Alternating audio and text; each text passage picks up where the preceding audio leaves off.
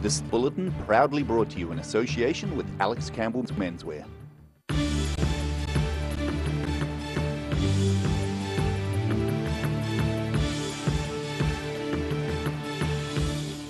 On the south today, petrol prices are at record highs across the country, but one southern city is bucking the trend. An Invercargill entrepreneur is hoping people will join her in her shared workspace. And Dunedin kids as young as 5 years old are learning self-defence at New Zealand's only accredited Gracie Jiu-Jitsu gym.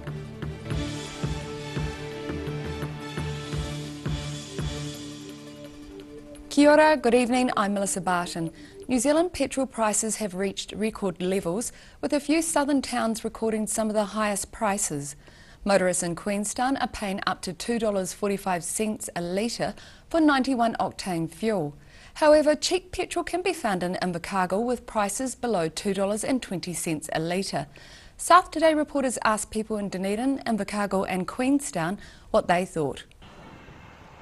Prices nationally have surged to around $2.30 a litre for 91 octane fuel, beating the previous high of $2.27 in mid-2013.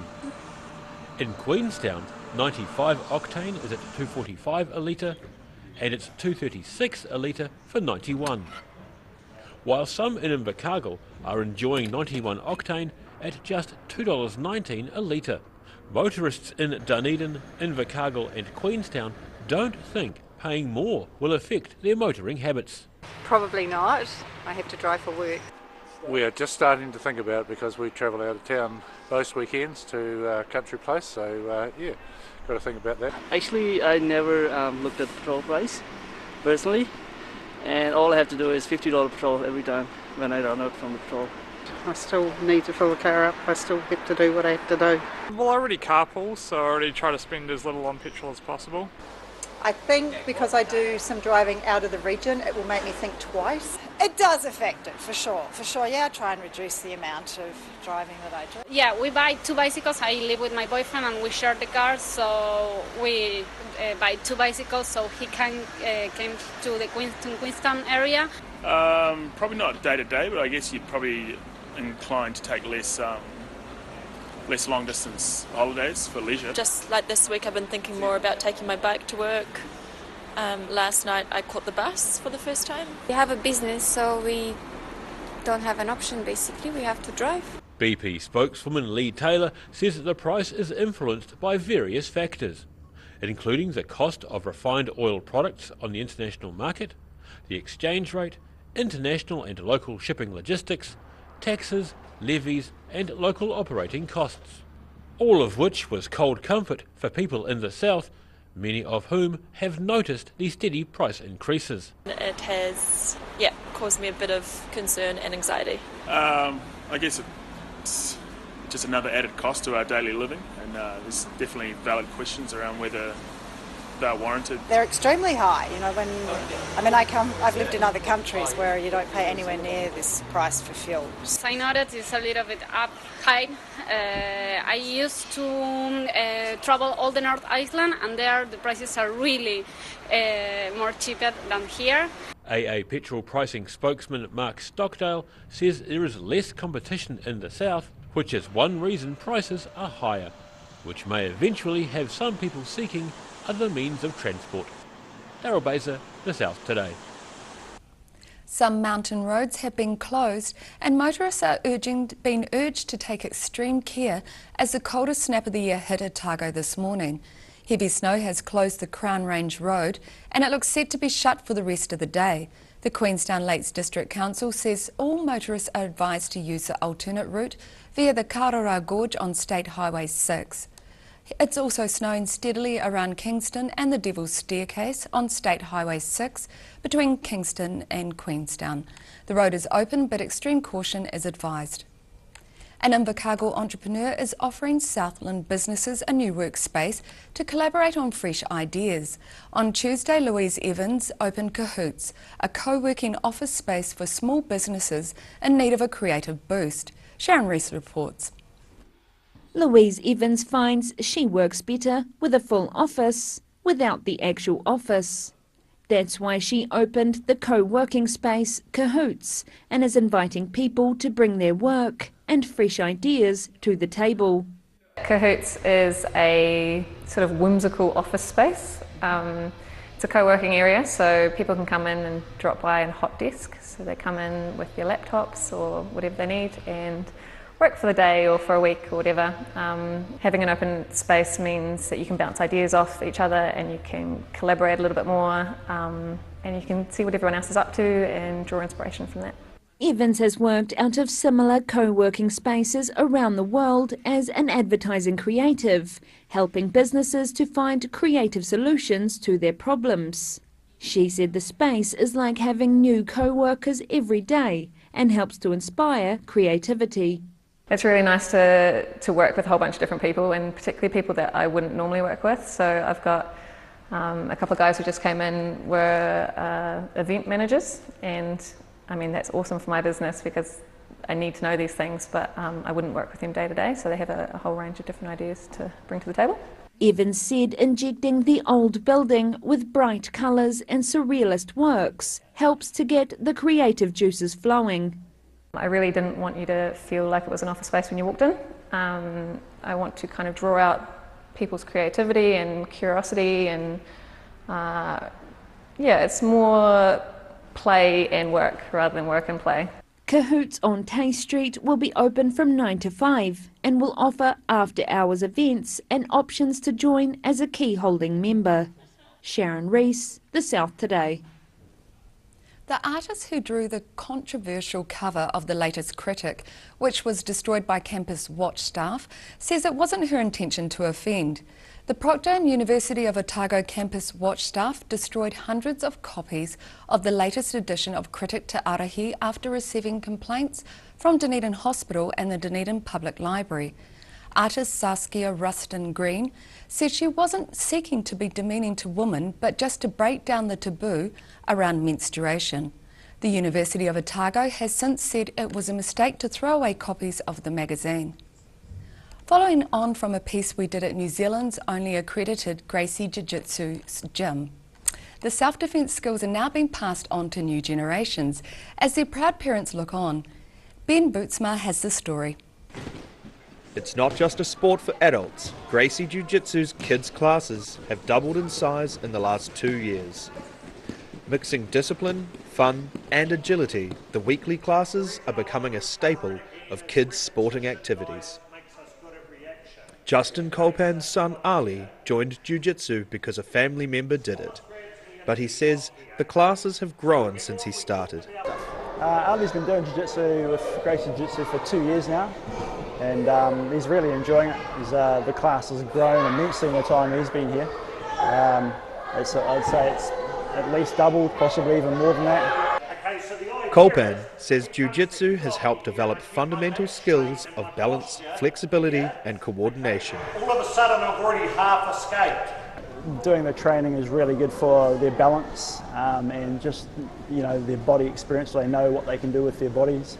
Good exercise, good for flexibility, and like you say, your fun is always the main thing that we talk about, is that you've got to make sure you're enjoying it.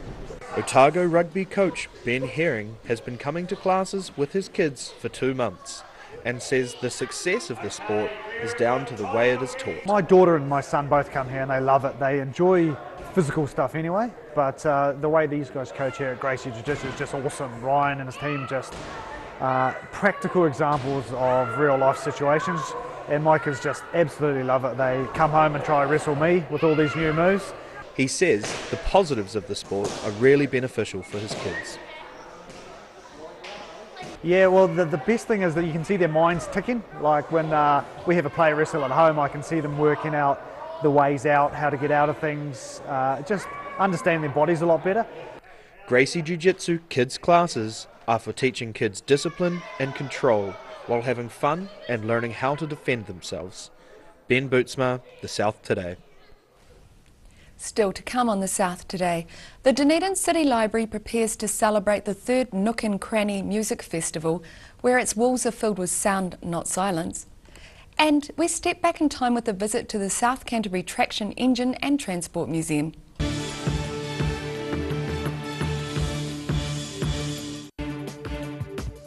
For all your news from the southern regions as it happens, go to our Facebook page. The South Today, connecting you with your community thanks to New Zealand On Air.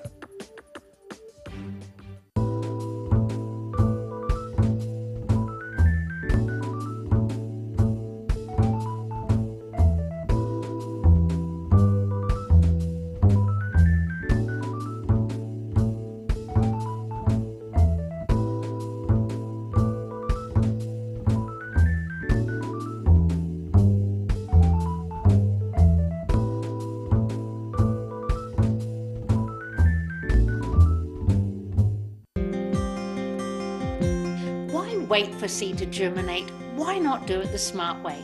For instant results, call Ready Lawn today, or for more information, go to readylawn.co.nz. If you're at risk of developing melanoma skin cancer, you owe it to yourself to have a mole map. Mole map is coming to your area. Phone today to make an appointment. It could save your life. It's on again, the Star Regent 24-hour book sale. Starts noon the 8th of June. Don't miss out. Being a big softie takes training. I've gone to great lengths to become even softer, while still being strong and reliable. The new me is bigger and softer than ever. Cotton Soft. Softness and strength you can trust. Garrador Dunedin, delivering quality stylish garage doors in Dunedin for over 15 years. New doors, replacement doors, repairs and maintenance are all part of Garrador's quality service. Garrador Dunedin offers a full range of modern quality doors to suit any home.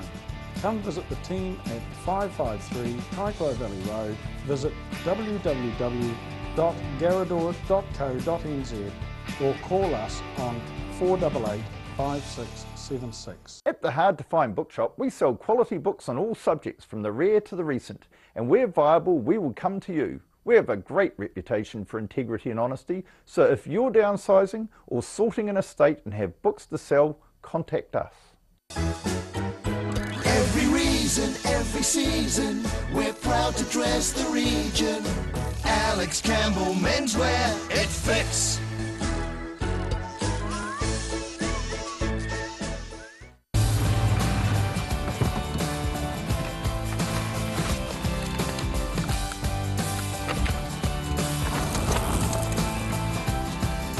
Helping New Zealanders to do more. Talk to MTF today. Step into Shop on Carol and discover a shop full of treasures. We have a fantastic range of vintage and retro clothes, upmarket clothing labels, collectible items, beautiful jewellery, quality linen and the best range of vintage haberdashery.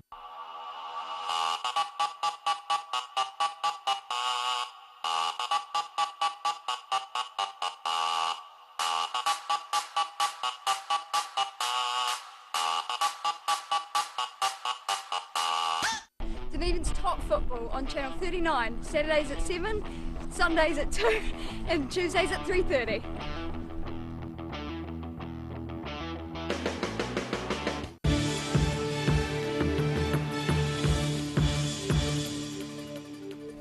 Welcome back. If you're passing the Dunedin City Library this Sunday, you may hear a bigger racket than you had imagined for a usually quiet space. The Dunedin City Library will hold the third Nook and Cranny Music Festival, with local and touring musicians filling the building with sound. This Sunday, the Dunedin City Library will come to life with music from more than 50 artists. The Nook and Cranny Music Festival is in its third year. It's a celebration of Dunedin's eclectic local music scene. Organiser Brendan Christie says the event is about showing what the city's artists have to offer. It's a festival we get every kind of different kind of musician we can in Dunedin to come to one place and perform for 20-minute sets across throughout the library and all the nooks and crannies. And it's about encouraging people to come and explore a little bit about what the what the Dunedin has to offer in the local music scene.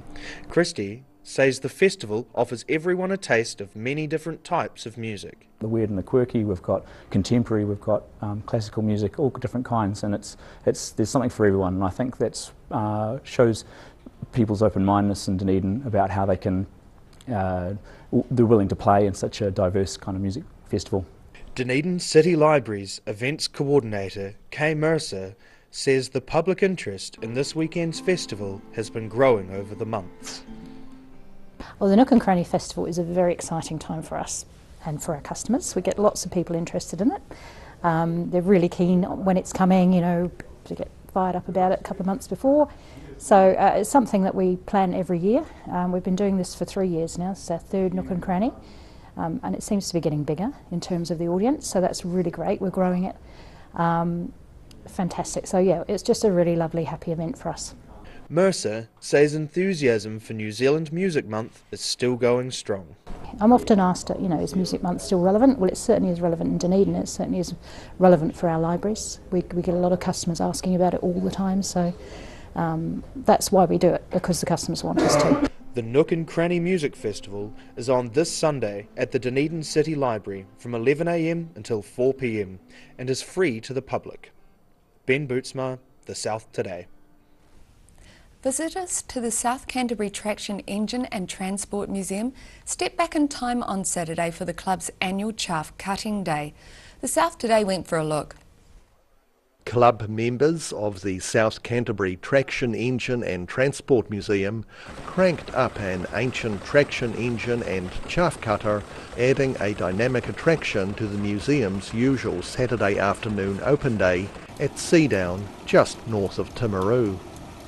While the main objective of the day was to cut chaff to sell as horse feed to raise funds, Club President Daniel Crossan said the public had a chance to see the traction engine in action.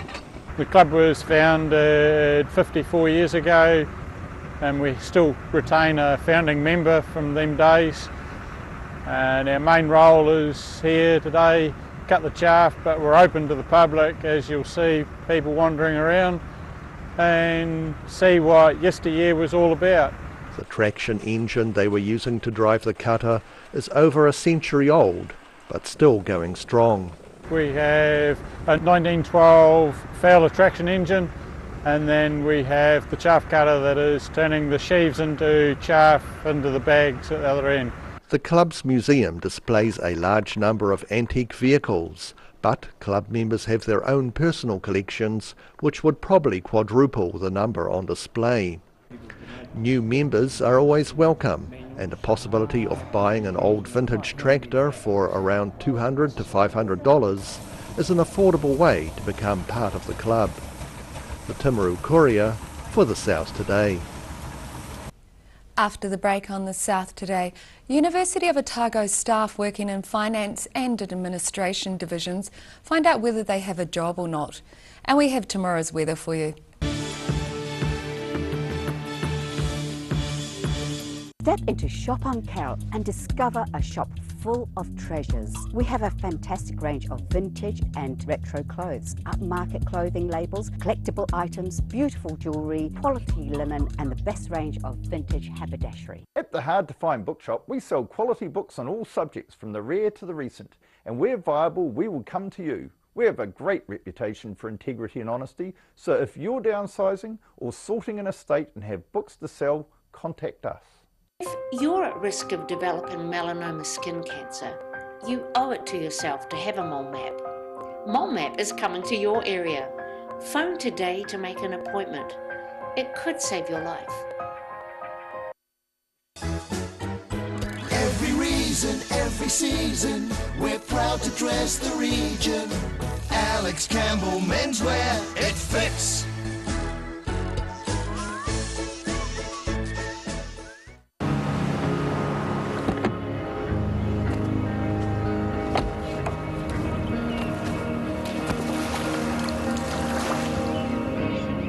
Helping New Zealanders to do more. Talk to MTF today.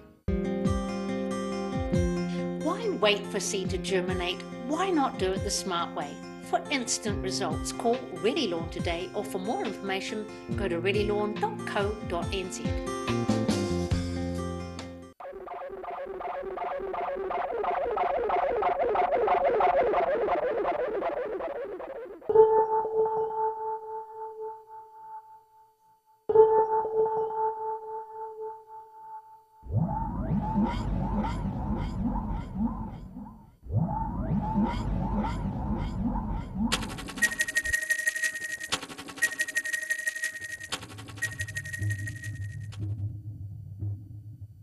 It's on again, the Star Regent 24-hour book sale. Starts noon the 8th of June. Don't miss out.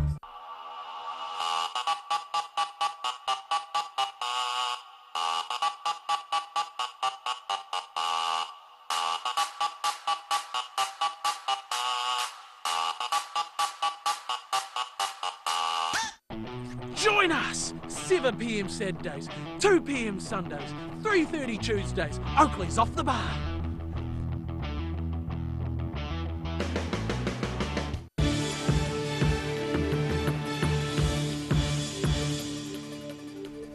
Thanks for staying with us. Mass redundancies are taking place at the University of Otago today as staff in the Finance and Administration Division find out if they will keep their jobs. Tertiary Education Union organiser Sean Scott says staff are receiving hand-delivered letters about 160 full-time equivalent positions across the university's support services were being cut in the job review. Sean Scott says it's an emotional time for staff. New Brighton Village was visited by experts in elderly care on Sunday. The South Today was there. The small group who turned up at New Brighton Village on Sunday heard from 2 experts in the field of health and care for the aged. David Cairns of Pegasus Health says research shows that healthy lifestyle choices help combating the challenges of ageing. I read millions of dollars worth of research, and most of it tells me that my grandmother was a very wise woman, because she told us eat well, sleep well, get out and get some exercise, and problem heart is a problem. The problem she is a problem heart. Just all the basic things, isn't it, really? It's kind of trying back to that with a lot of teaching narrows around all those types of things. Andrea Goodman of the Christchurch Methodist Mission says that there are several desirable attributes for dwellings to house the aged. She came up with a wish list, so that was talking to a lot of people about the sorts of things that they saw as what they needed as they got older. So it's things like level access, so just no longer having to go upstairs, easy access from the street, warm and dry, a garden that's not huge, something that's easy to maintain, modern bathroom and kitchen, room for visitors. Christchurch City is still in the process of building new care homes for the elderly since the earthquakes of 8 years ago. The News, North Canterbury, for the South Today. And now recapping tonight's top stories on the South Today. Petrol prices have reached record levels in New Zealand, pushing even higher prices in the south, with motorists paying $2.45 a litre. An Invercargill entrepreneur is offering Southland businesses a new workspace to collaborate on fresh ideas and hopes people will join her in cahoots. And Dunedin kids as young as 5 years old are learning self-defence at New Zealand's only accredited Gracie Jiu-Jitsu gym. And now a look at what's happening in tomorrow's ODT. Welcome, Paul Gorman. What have you got for us in tomorrow's ODT? You're keeping warm? Just. It's so cold today. I talk in the column on page 2 tomorrow about it must be a Dunedin thing, but the number of people I've said to them, you know, isn't it cold? And they say, oh, it's a wee bit fresh. And it's like no one in Dunedin likes to use the word cold. So I'm just wondering if that's something I've got to get used to. And notice I always say a wee bit. It's always, when something's fresh. not pleasant, it's a wee bit. A wee bit, yeah. So and the other thing in tomorrow's column, I'll just throw it there. I talk about the most uncomfortable chairs I've ever sat on. I had an experience last night. So look out for that. Apart from this one I'm sitting on there. I was going to say, what about the one you're sitting on now? Yeah. But we've got heaps of good stories tomorrow. Yeah, we've got more on the university with the redundancy letters. The numbers are kind of hard to put together with the amount of letters that have gone out, the number of jobs that have been disestablished and the number that have been reoffered at different levels, but we're trying to get to the bottom of that for tomorrow. Also got a nice story about the shared pathway from Dunedin to Port Chalmers, the cycleway, and the fact that that has now got the $25 million funding it needed. So we've got a graphic showing where the cycleway will run, and one of the issues is Roseneath. There's the big hump there. Yeah. It's where it's going to go. So hopefully we'll cover that off tomorrow. And it's quite exciting. We've got the first interview with Kim.com since he moved to Queenstown. and that's on the front page tomorrow, and he's talking a little bit about Silicon Valley millionaires moving to New Zealand and how many are going to Queenstown. So that's quite interesting. That'd be a really interesting story. Yeah. And just one other worth mentioning, you remember the fire in January? Well, some of the businesses out there have been waiting for the fire service report because they can't move on, they can't get insurance until it's actually worked out, who's to blame, and so their businesses are suffering, and they're saying they really need that report to come out. So we've got coverage of that tomorrow too. So there's a lot going on. I was going to say, it's a very busy paper tomorrow. Yeah. Thanks for that, Paul. Okay. And you can catch that in tomorrow's ODT, and now it's time for a look at tomorrow's weather. Tonight's weather proudly brought to you by Mole Map. Today's southern view is of traffic on Dunedin's George Street.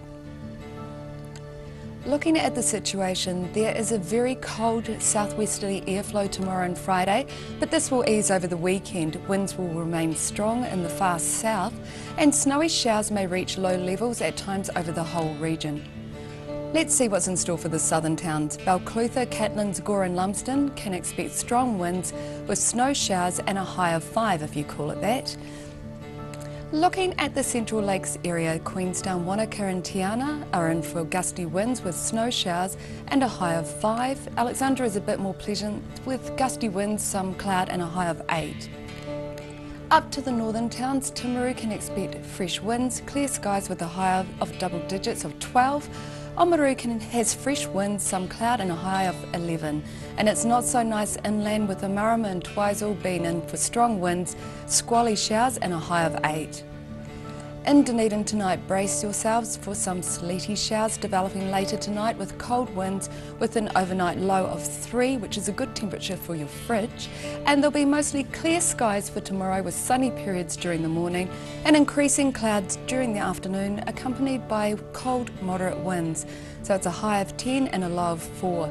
And it's cloudy and cold on Friday with sleety showers during the afternoon and evening, followed by gusty winds, a high of 8 and a low of 5.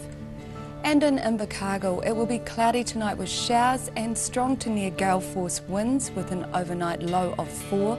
Tomorrow is cloudy with wintry showers and strong to near gale force, very cold winds again, a high of 8 and a low of 3. Showers will be clearing on Friday but remaining very cold with gusty southerly winds decreasing, a high of 7 and a low of 3. That's our news for this Wednesday. For the latest news from the southern region, you can follow us on Facebook, YouTube and at channel39.co.nz. I hope you have a great evening. Take care. Ka kite anō.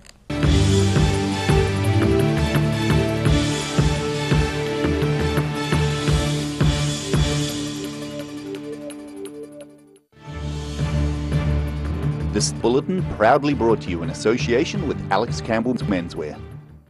Supporting local content so you can see more of New Zealand on air.